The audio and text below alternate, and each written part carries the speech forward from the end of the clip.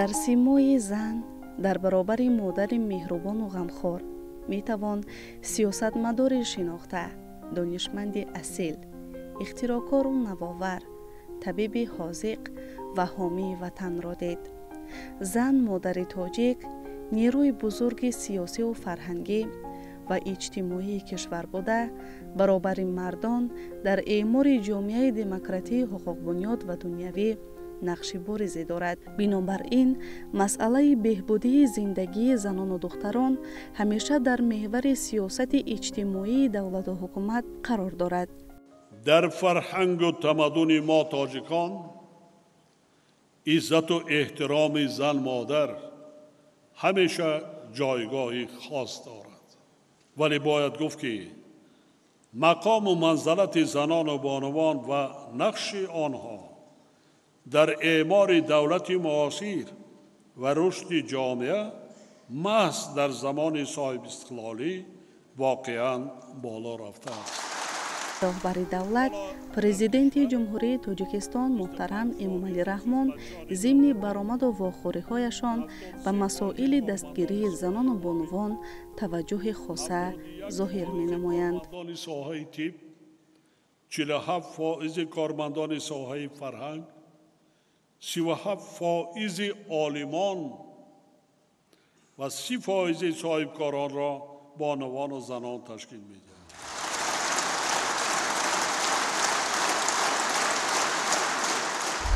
یکی از بخش‌هایی که اساسگذار صلح و وحدت ملی، پیشوای معظم ملت، پرزیدنت محبوب کشور محترم امامعلی رحمان در پیام به مجلس عالی جمهوری ارائه نمودند، این بلند برداشتن موقع زنان و بانوان در سیاست دولت بود که از این تمام بانوان کسب و کار گوناگون سرافراز گردیدند.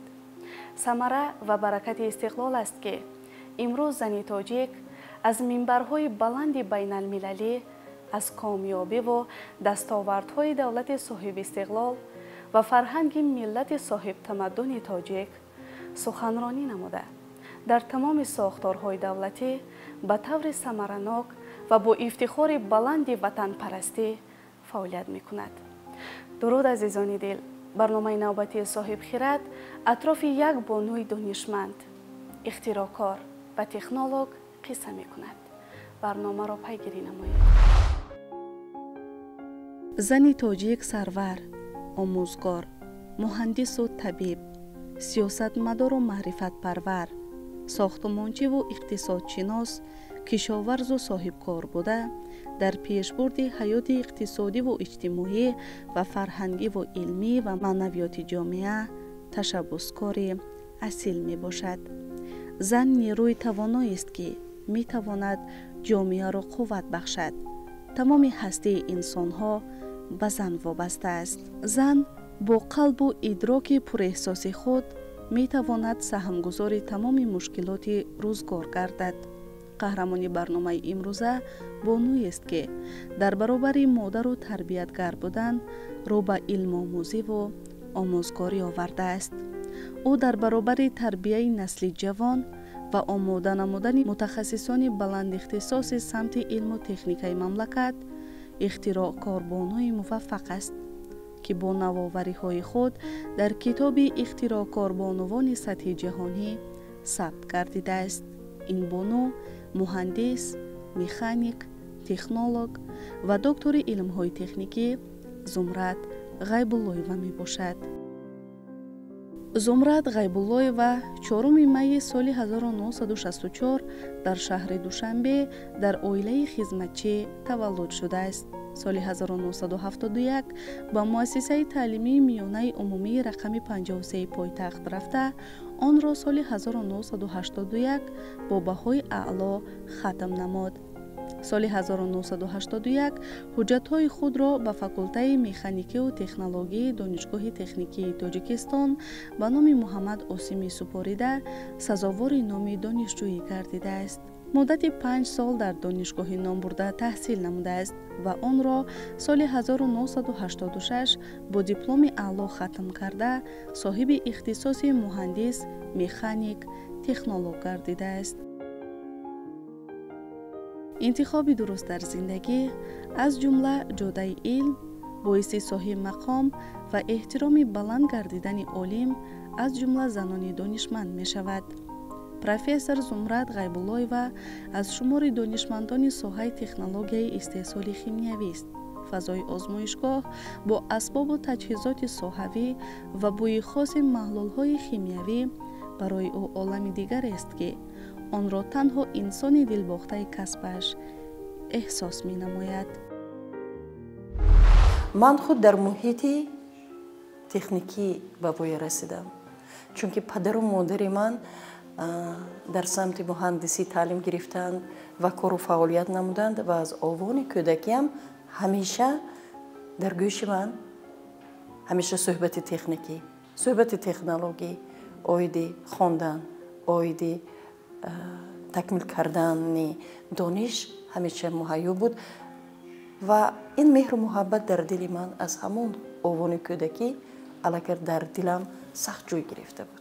در مکتب میانه تحصیل کردنم من رئیس هیئت دروژنه مکتب، سردار صنف، رئیس کمسمالی مکتب بودم و همیشه کوشش غیرت میکردم که دیگران رو جلب کنم و همیشه پیشروی رو میخواستم و هنگامی که به دانشگاه تکنیکی به ساحه مهندسی داخل شدم، علاقه از کورس اول من به کار علمی مشغول شده بودم. معلمه غیب‌الله‌یова زمرد یکی از زنهای بهترین، زنهای موفق دانشگاه به شمار می رود و یا همچون یک زن خاکسار، یک زن قوی اراده در تعلیم و تربیه کادرهای سمت تکنیکی باشد بسیار فعالیت نقص دارند. شخصیت معلمه غیب‌الله‌یова زمرد بسیار زنه که خوشمعامله زنی هستند که نوابسته از فعالیت کارشان، نوابسته از منصبشان، بسیار زنه که خاکسار هستند، زنه که با تمکین هستند. پروفسور زمرد غیب‌الله‌یова سالهای 1986 1990 به حیث مهندس اسیستنت در کافدرای تکنولوژی متال‌ها و حفظ مهنت کار و فعالیت نموده است. سالهای 1990 1993 به زینه اسپیرانتورای انستیتوت شیمیایی اکادمیای ملی علم‌های تاجیکستان داخل شده آن را با موفقیت ختم نمود و سزاوار نامزد علم‌های شیمیایی گردید.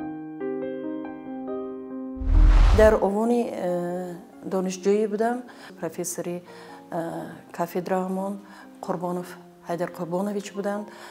اون کس فهمیدن که من بسیار مهر و محبت نسبت خواندن دارم، مرا جلب کردند و ما اویدی خاصیت های متال ها را آموختن همراه کار و فعالیت میکردیم. پس از ختم دانشگاه تکنیکی تاجیکستان من به اسپیرانتورا داخل شدم با اکادمی علم های جمهوری تاجیکستان و در انستیتوت شیمیا مرا استاد من اکادمیکی اکادمی علم های جمهوری تاجیکستان دکتر علم های شیمیا پروفسور اکادمیک الماس میرسیدویچ خیلی خوش قبول کردند و گفتند که ما میپسندیم که دخترها با کار علمی مشغول شوند و از همون جانب من در لابراتوری اون کس کار میکردم.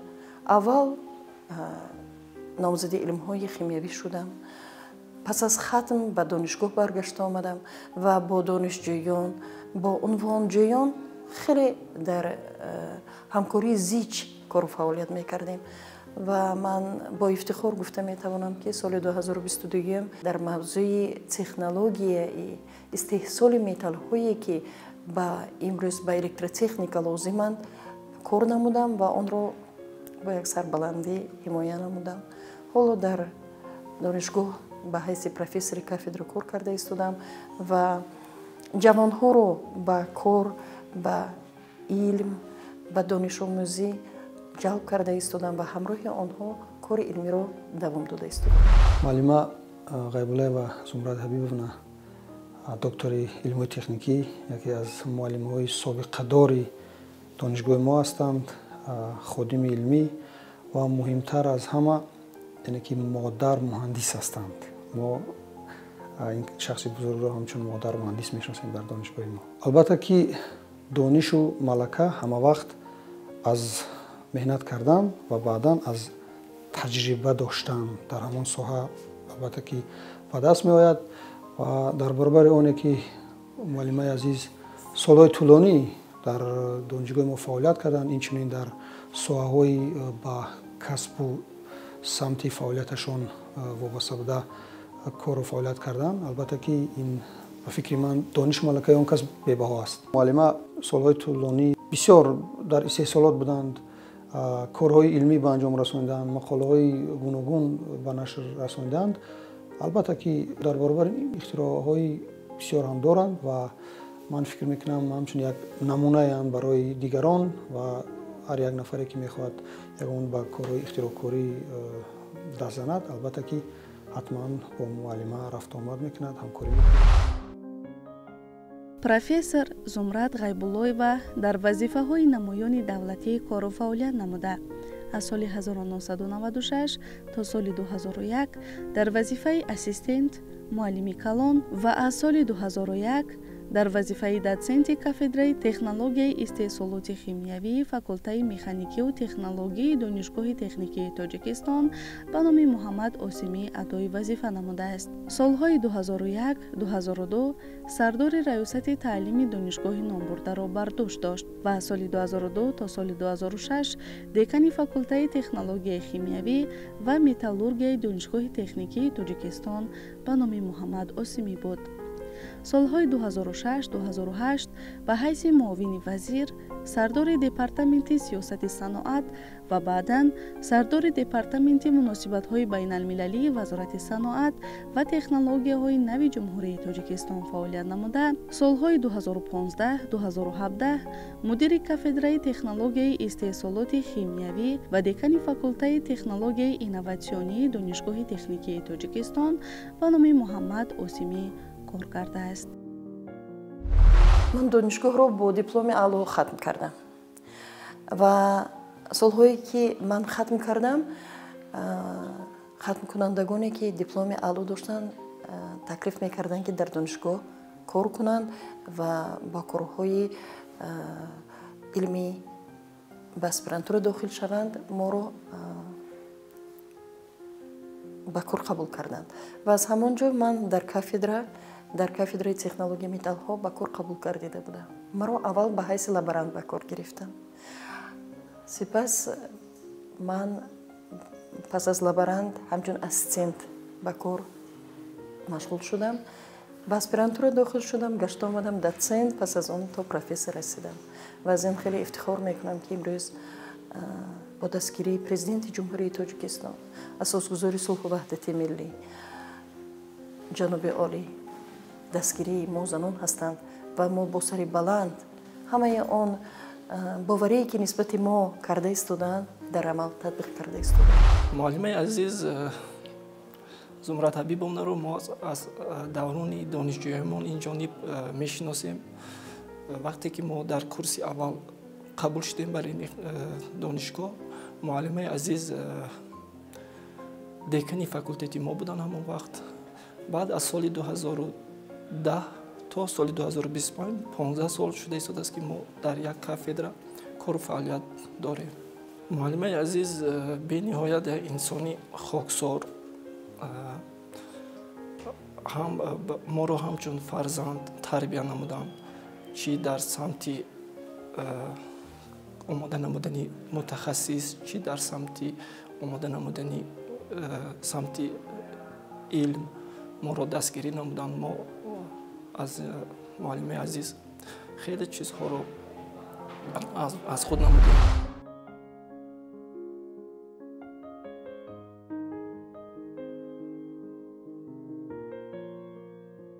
Зумрад Ғайбуллоева соли 2022 барои кори илмии беҳтарин ва дар амал татбиқ намудани ихтироот, саҳмгузорӣ дар иҷрои ҳадафи чоруми стратегӣ саноати кунонӣ бо суръати кишвар бо медали тиллои Созмони умумии ҷаҳонии моликияти зеҳнӣ қадрдонӣ шуд. ин созмон дар Женева ҷойгир буда, зиёда аз 193 давлати ҷаҳон ба он шомил мебошанд. боиси ифтихор ва фараҳмандист ки این زن موفق تاجیک توانست نام تاجیکستان را در خطار 193 دولت معرفی نماید. اولین اختراعاتی که ما هنگامی در اسپرانتورا تحصیل کردنمون با دستگیری استادمون ارماس مرسیدویچ اون رو به دست گرفتیم و اون هم باشد حاصل کردن خاکه های متالی، گیدریت های آلومینی بودند.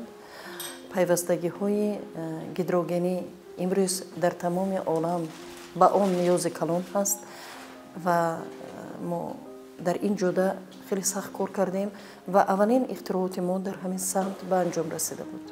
چخیلی که میگویند استاد میماند اولین قشت و پس از آن قشت های دیگر زینه به زینه مانده می شود و بنا پیدا می گردند و بنای ما هم آهسته آهسته همین قشت ها اولین و دومین و آهسته آهسته به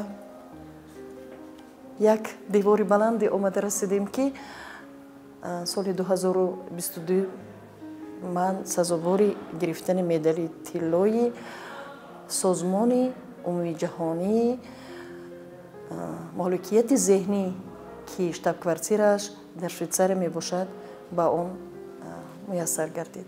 از این من خیلی افتخار میکنم که امروز من یک زن تاجیک توانستم که نام جمهوری تاجیکستان رو در عرصه جهانی با اختراعات های خودم بالا بردارم. راستی گرفتن پاتنت خیلی وقت زیاد رو طلب میکند. پیش از پاتنت رو پیشنهاد کردن کارهای زیاد رو به انجام رسانیدن در کار. نتیجه های مثبت، نتیجه ها میشوند منفی، نتیجه ها میشوند گوناگون. اونها رو همش رو جمع کرده بعد پیشنهاد میکنید و یک مهلت دوامناک و اون رو میسنجند که آیا در جمهوری تاجیکستان یا بیرون از آن آیا همین گونه کارها به انجام رسیدند یا نه. این اولین است. چی نویگری دارد، چی نوآوری دارد که از دیگرها با چی فرقیت میکنند و پس از آن پس از گذاشتن یک کمیسیون کلان بعد میتوانید که یک اختراعات خودتان پاتنت داده شود. مهلت اختراعات برای زن گوناگون است. برای یک اختراعات کردن نه تنها از ادبیات های زبان روسی استفاده میبریم بلکه ما از زبان های خارجی انگلیسی استفاده میبریم چون که بسیار اختراعات های جهانی به زبان انگلیسی ایجاد شدند. همه آنها رو ما باید که تحلیل کنیم بینیم و پس از آن این یک مهلت طولانی است و پس از آن نتیجه گیری میکنیم. پس از آن تکنولوژی که از کدام دستگاه های بارد، آیا این دستگاه ها همین زمانه هستند؟ آیا آن رو ما مدرنیزاتش رو از کدام سمت کنیم که از جهت اقتصادی آنها استفاده برنده شند؟ از جهت مصالح آیا همین ها قابل قبول هستند؟ و پس از آن اختراعات پیدا میگردند. من گفته نمیتوانم که تیز پیدا می شود. این مهلت زیاد رو طلب میکند. از ایده سر شده سپس به عملیات گذشته پس از آن یک اختراعات رو پیشنهاد میکنم. ما با معلم عزیز یک چند کارهای علمی تحقیقاتی اجرا نموده شدیم. ما در یک موضوع علمی طولی چند سال کار فعالیت نمودیم که من نیز در همون سمت کار فعالیت نموده رساله نامزدی خود را حمایت نمودم. معلم عزیز نیز بعد از ما کار دکتریشون را در همین سمتی که ما یک جای کار علمی تحقیقاتی نمودیم آن کس نیز کار رساله دکتری خود را دفاع نمودند. طول 15 سال می شود که ما با معلم عزیز در سمت علم، در سمت تعلیم کار و فعالیت نموده شده. در طول این 15 سال ما یک چند مقاله های علمی، یک چند اختراعات ها کردگی هستیم. اینچنین زیاد از 10 دستورهای تعلیمی متدی برای درس омода намуда ҳастем. Умуман бо муаллимаи азиз кор кардан барои ман бениҳоят осон ҳаст. Он гас барои мо хеле роҳи дурусти ҳамин омода намудани корҳои илмӣ, омода намудани дастурҳои илмӣ методӣ ёрдами худро расондагӣ аст. номи профессор Зумрад Ғайбуллоева дар доираҳои илмии Тоҷикистон шинохта аст. саҳми пажӯҳиши ӯ коркарди маъдан мебошад, ки барои кишварҳои кӯҳсор аз ҷумла Тоҷикистони соҳиби истиқлол хеле муфид аст. таҳқиқоти ӯ аз таркиби маъданҳо, гирифтани металлҳо ва унсурҳои фоидаовар мебошад, ки баъди коркард онро метавон ба бозори ҷаҳонӣ баровард. натиҷаи таҳқиқоти Зумрад Ғайбуллоева аз ҷониби Вазорати саноат ва технологияҳои нави Ҷумҳурии Тоҷикистон татбиқ шуда, дар корхонаҳои марбут ба вазорат, корхонаҳои маъдантозакунии Исфара, инчунин маркази гармидиҳии шаҳри Душанбе мавриди баҳрабардорӣ қарор дорад. мавзӯи ихтироот ҳам асосан дар бар мегирад масъалаҳое ки дар Ҷумҳурии Тоҷикистон бояд ҳаллу фасл ёбад. масъалаҳое ки бояд дар Тоҷикистони имрӯзаи мо ки аз тарафи ҳукумати Ҷумҳурии Тоҷикистон пешниҳод шуданд ба намуди стратегия, ба намуди барнома барои мо олимон як сарчашма аст. соли 2022 мо як барномаи иқтисодиёти сабзро қабул кардем. ихтироотҳои мо дар самти технологияҳои тоза, технологияҳои бепартов, технологияҳое мебошанд, ки дар асоси манбаъҳое ки дар Ҷумҳурии Тоҷикистон ҳастанд истифода бурда шаванд, пешниҳод карда шуданд. асосан мо дар коркарди маъданҳои Ҷумҳурии Тоҷикистон гирифтани металлҳое ки дар таркиби ин маъданҳо ҳастанд, тарзу услуби коркарди онҳо, ҷудо карда гирифтани онҳо ва то мавуди истифодабарандаи тайёр онҳоро пешниҳод кардан аст. дигар масъалаи муҳим имрӯзҳо бояд ки чунин технологияҳои ба истеҳсолот пешниҳод карда шаванд, ки газҳои партовии парникӣ надошта бошанд. ҳамин шабрӯз дар тамоми дунё соли 2015 дар ассамблеи генералии милали муттаҳид як созишнома ба имзо расид, ки 193 давлат онро имзо кард ва Ҷумҳурии Тоҷикистон низ дар баробари ин онро имзо кардааст, ки то соли 2050 мо партовҳои гази парникиро ба атмосфера ба нол оварда бояд расонем. яъне бояд чунин технологияҳоро мо истифода барем, ки онҳо партовҳои ба атмосфераро надошта бошад ва самти кори мо низ дар ҳамин аст. мо маъданҳо, ашёҳои хоми Ҷумҳурии Тоҷикистонро коркард карда истода, тамоми он газҳое ки дар мавриди коркард мебароянд, онҳоро гирифта ҳамчун маҳсулот дар дигар намуди истеҳсолот истифода бурдан пешниҳод карда истодаем. яке аз ихтироотҳои мо ки дар Корея соҳиби медали тилло шуд, ин истеҳсоли сурб аз консентратҳои галинитӣ буд ва ин сурб бо тарзи экологӣ тоза, аз ҷиҳати иқтисодӣ он кам масраф аст. аз ин ҷониб ман фикр мекунам, ки аъзои ҳакамон онро дида баромада ба он медали тилло доданд. ман аз ин ҳам бисёр фахр мекунам, ки ин корро мо пешниҳод кардем ва тавонистем, ки ба оламиён, ба дигарон нишон диҳем, ки занҳои тоҷик ҳам дар баробари мардон метавонанд идея дошта бошанд, метавонанд технологияро пешниҳод кунанд, метавонанд соҳиби патенту ихтироъ бошанд. муаллима яке аз ихтироъкор занон мебошанд, ки дар донишгоҳ дар раванди фаъолияташон, дар раванди таълиму тарбияи кадрҳо бошад ва ё бисёр саҳми бузург доранд. тобистон мо якта курс кардагӣ будем аз ҳамин донишгоҳ, дар ҳамон ҷа дар самти фаъолияташон рафта таҷрибаомӯзӣ гузаронданд. як қатор кормандону устодон аз ҳамин самти фаъолияташон курси таҷрибаомӯзӣ гузаронданд ва бо сертификатҳо ҳам ба бисёр ифтихорномаву ҷоизаҳо ноил гардиданд.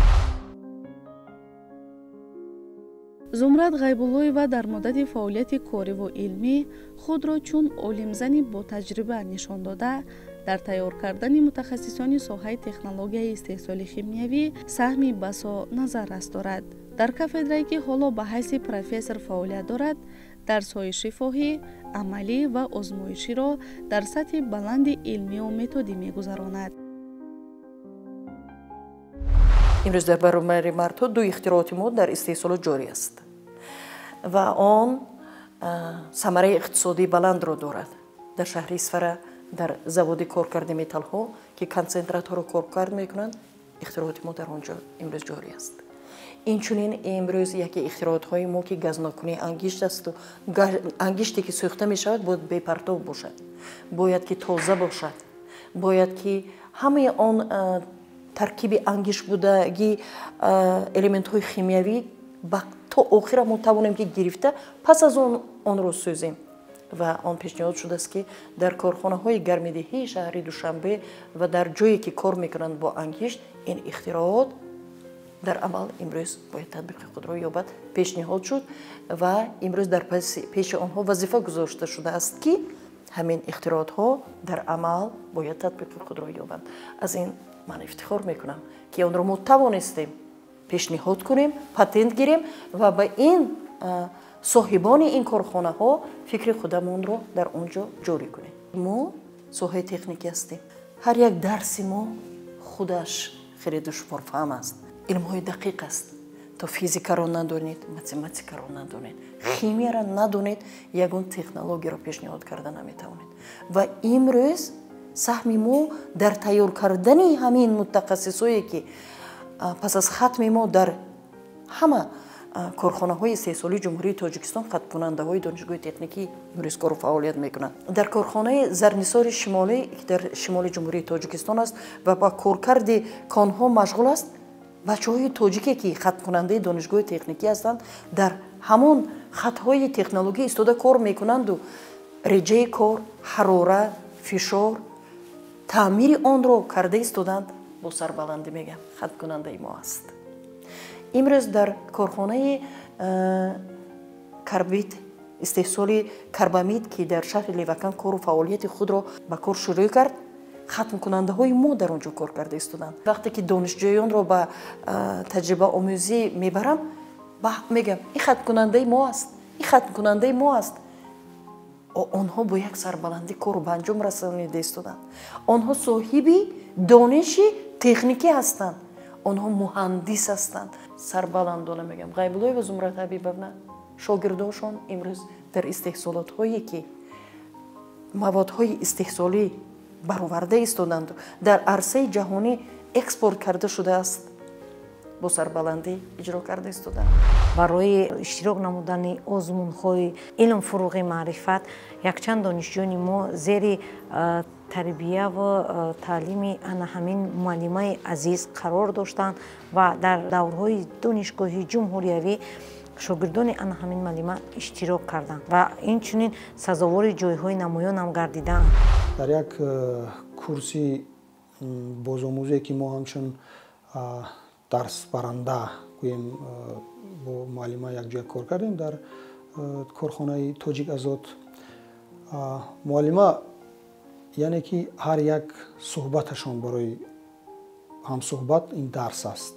ҳар як яъне ки ишораашон, ҳар як маслиҳаташон дарс аст ва албатта ки дар кадом самте ки набошад бо чунин гуна одамон рафт омад ҳамкорӣ кардан, ин худаш як дарси яъне ки ибрат аст. ҳамон корхонаи Тоҷик Азоде ки ман гуфтам, ҳама шогирдони муаллима ҳастанд ва ҳама аз он розӣ ҳастанд ки бо муаллима ҳамкорӣ карданду муаллима онҳоро дарс гуфтасту ҳамон самту ихтисосро интихоб карданду ва як қуллаи муроди худ расиданд. профессор Зумрат Ғайбуллоева узви Ассотсиатсияи олимони Аврупо ва Осиё, аълочии маорифи ҷумҳурии Тоҷикистон, дорандаи медали тилло барои ихтироот, ҷоизаи умумии ҷаҳонии илм ва тандурустӣ ва кори илмии беҳтарин дар самти металлургия ва технологияи химиявӣ мебошад. имрӯз зиёда аз 155 мақола ва китобҳо ба чоп расиданд. аз он ҷумла барои донишгоҳ мо зиёда аз 15 маводи методи пешниҳод кардем, онҳо дастурамалҳо, онҳо барои лекция, барои гузаштани дарсҳои амалӣ ба забони тоҷикӣ пешниҳод карда шуданд. зиёда аз 25 патент дорам ки аз онҳо ҳозир 7 патентҳои евроосиёвӣ ба ҳисоб мераванд ки 9 давлати ҷаҳон ба он шомил аст ва дар он ҷоҳо имрӯз қудрат дорад. моҳи январ ман дар як ҷаласаи Евразия дар шаҳри Москва баромад кардам ва фахр кардам, чунки ҷумҳурии Тоҷикистонро муаррифӣ мекардам. давлатҳои БРИКС ҳама баромад кардам. манам дар баробари ҳамино аз минбар баромада тавонистам гӯям ки ман аз Тоҷикистон ҳастам. мо ҳамин корҳоро ба анҷом расонидем. ба саволҳое ки аз байн баромаданд пурра ҷавоб дода қаноатманд карда тавонистам. ман аз ин фахр кардам ки метавонам. мо тоҷикон дар ҳақиқат миллати тоҷбарсар ҳастем ва мо қодир ҳастем ки на танҳо давлатамона илмро нишон диҳем, мо фарҳангамонро нишон диҳем. ман аз тоҷик буданам фахр мекунам. бо муаллимаи азиз, ман шахсан худи ман 3 ихтироот дорем дар самти коркарди ангишт, яъне ба газму бадалдиҳӣ кони ангишти фонияхно барои истеҳсоли гармӣ ва маводҳои химиявӣ. мо 3 ихтироот ба даст овардагӣ ҳастем. 2 ихтирооти мо дар ихтирооти ҷумҳурии Тоҷикистон, як ихтирооти дигара мо ин ихтирооти евроосиёӣ мебошад. ин 3 ихтирооти мо аз соли 2019 то соли 2022 дар ин 4 сол мо 3 ихтирооти худро ба даст овардем. маркази иттилооти патентӣ ба мо 3 ҳуҷҷатое ки мо пешниҳод намудем, онҳо мусбат арзёбӣ намуда ба мо шаҳодатномаи ҳаммуаллифи ихтироотро тақдим намуда.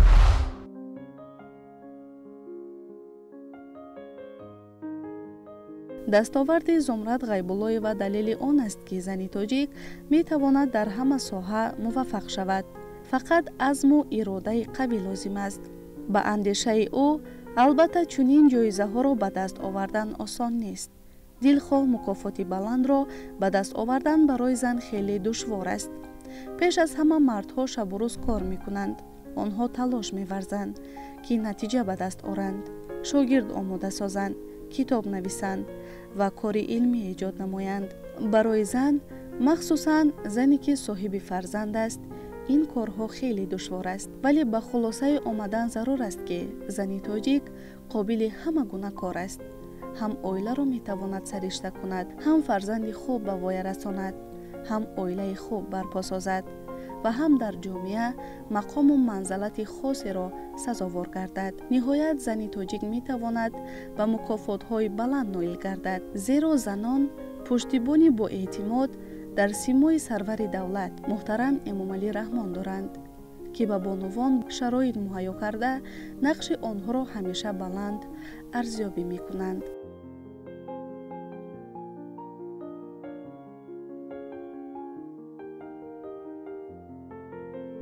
ба муаллима умри дароз, саломатӣ албатта хоҳонем ва ба мо насли наврас албатта зарур аст ки чӣ қадар аз он донишу малакае ки муаллимаи азиз доранд истифода барем, то ба худ як таҷрибаи хубе дошта бошем ки оянда бо ба дигарон мо онро расонем ва дар баробари ин дар пешравии донишгоҳи худ албатта ки ва ватани азизи худ саҳмгузор бошем. ба муаллимаи азиз пеш аз ҳама саломатӣ, умри дароз хоҳон ҳастем ва ҳама вақт дуогӯи он ҳастем ки сиҳату саломат бошанд, дар кору фаъолияташон бурдборӣ хоҳонем ва дар тарбияи насли наврас саҳмгузор бошанд. дар самти ҳадафи 4 стратегии кишвар ин санъати кунонӣ бо суръати кишвар мебошад ки мо ҳаракат мекунем бо муаллимаи азиз барои омода намудани мутахассисони баланд ихтисосӣ самти муҳандис химик технолог, мутахассисони хубро омода намоем. тоҷик мазмунаш тоҷдор аст. ман ҳамеша фахр мекунам ки ман тоҷик ҳастам. زمرد غیب‌اللهی‌ова аз соли 2002 то ин ҷониб профессори кафедраи технологияи истеҳсолоти химияи донишгоҳи техникии тоҷикистон ба номи академик муҳаммад осимӣ буда аълочии маориф ва илми ҷумҳурии тоҷикистон мебошад. номбурда соҳиби 2 медали тилло ва 1 медали нуқра барои ихтироотҳо ва корҳои илмӣ буда барои муаррифӣ намудани илми худ дар арсаи ҷаҳонӣ бо сипосномаҳо ва ифтихорномаҳои ҷумҳуриявӣ ва берун аз он сарфароз гардидааст. воқеан занону бонувони давлати мо таҳти ғамхориву сарпарастии доимии асосгузори солҳу ваҳдати миллӣ пешвои миллат президенти ҷумҳурии тоҷикистон муҳтарам эмомалӣ раҳмон қарор дошта дар бораи баланд бардоштани мақому манзалати зан модар дар замони соҳибистиқлолии ватани азизамон корҳои азимӣ ба сомон расонида шудааст ки боиси ифтихор ва сарфарозиҳост. профессор зумрад ғайбуллоева барои камолоти донишҷӯён саҳми арзанда дорад. бигзор дар оянда низ дастгири донишҷӯёну ҷавонони соҳибзавқ бошаду дар пешрафти илм ва камолоти ҷавонон нақшгузор бошад. маҳз меҳнати софдилона ва кӯшишу ғайрат инсонро муваффақ мегардонад. мо таҳиягарони барнома ба ин шахсияти меҳнативу донишманд ҳамеша саломативу сарбаландӣ таманно намуда хоҳони онем ки зумрад ғайбуллоева ҷиҳати фаъолияти пурсамар баҳри ободии ватани азизамон ҳамеша комёб гардад.